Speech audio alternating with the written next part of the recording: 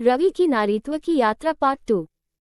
जैसे जैसे ब्यूटिशियन काम कर रही थी, रवि शायद ही अपना उत्साह रोक सका। वह अपनी पीठ पर लंबे बालों का वजन महसूस कर सकता था। उसकी त्वचा पर ब्रश करने वाले धागों की अनुभूति उसकी रीढ़ में सिहरन पैदा कर रही थी। उन्हें पहनने के लिए एक रेशमी साड़ी दी गई, साथ ही ढेर सारे बालों के गहने और मालाएं दी गईं जो उनके लंबे बालों को सुशोभित करती थीं। जब ब्यूटिशियन का काम पूरा हो गया तो रवि ने शीशे में देखा और हौंकने लगा। वह लंबे, सुस्वादु बालों के साथ एक आश्चर्यजनक भारतीय देवी में बदल गया था, जो कोमल लहरों में उसकी पीठ से नीचे बह रही थी। वह एक नए व्यक्ति की तरह महसूस कर रहा था और चारों ओर घूमने और उसके साथ अपने बालों को नृत्य करने की इच्छा का विरोध नहीं कर सका। मौसी कुमारी रवि की सुंदरता और कृपा की प्रशंसा करते हुए कृपापूर्वक मुस्कुराईं। उन्होंने सुझाव दिया कि वे पास के एक मंदिर में जाएं, जहां रवि को एक महिला के रूप में आशीर्वाद मिल सके।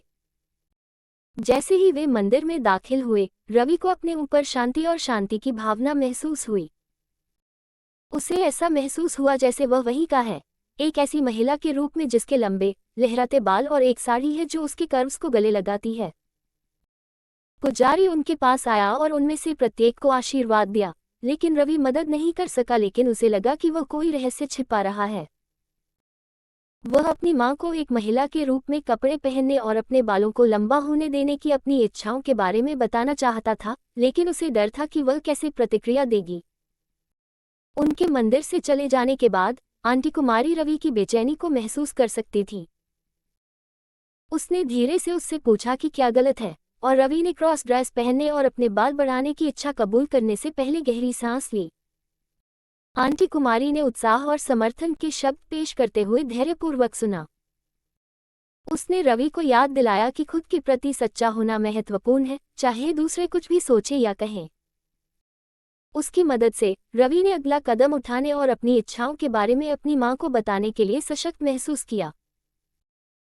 ब्यूटी पार्लर और मंदिर के अनुभव ने उन्हें आत्मविश्वास की एक नई भावना दी थी, और वह जानते थे कि वह अपने सच्चे स्व को गले लगाने के लिए तैयार थे, चाहे आगे कोई भी चुनौती हो।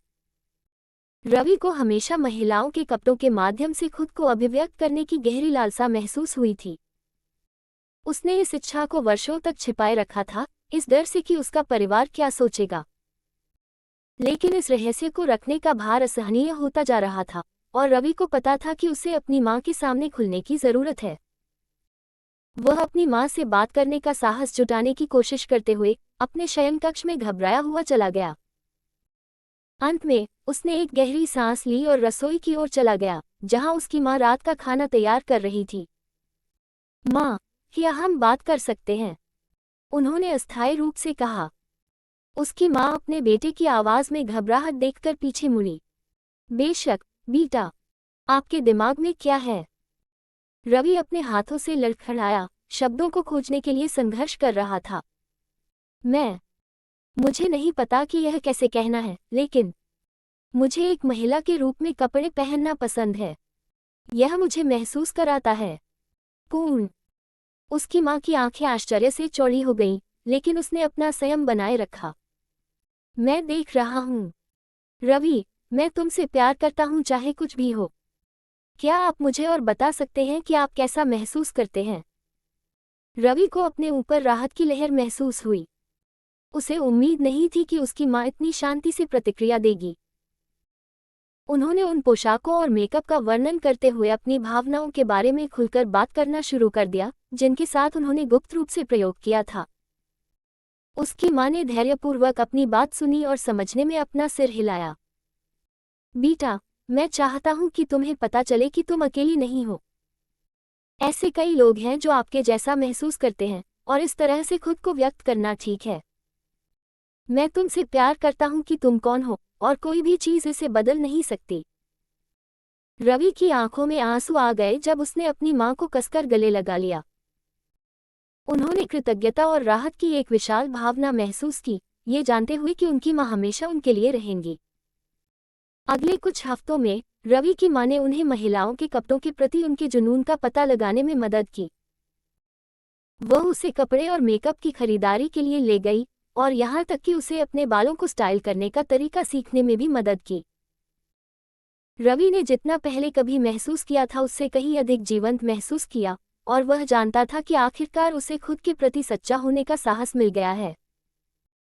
जैसे जैसे रवि का आत्मविश्वास बढ़ता गया, वह बाहर अपनी महिलाओं के कपड़ों में उद्यम करने लगा। सबसे पहले वह अजनबियों से घूरने और टिप्पणियों से घबरा गया था, लेकिन उसे जल्द ही एहसास हुआ कि ज्यादातर लोगों को इस बात की परवाह नहीं थी कि वह क्या पहन रहा था। उन्हें स्वतंत्रता और खुशी की एक नई भावना महसूस हुई जिसे उन्होंने पहले कभी अनुभव नहीं किया था। रवि की मां उनकी सबसे बड़ी समर्थक बनी रहीं और उन्हें हमेशा अपने प्रति सच्चा रहने के लिए प्रोत्साहित करती रहीं। और उसके प्यार और समर्थन से रवि को पता था कि वह अपने रास्ते में आने वाली किसी भी चुनौती का सामना कर सकता है।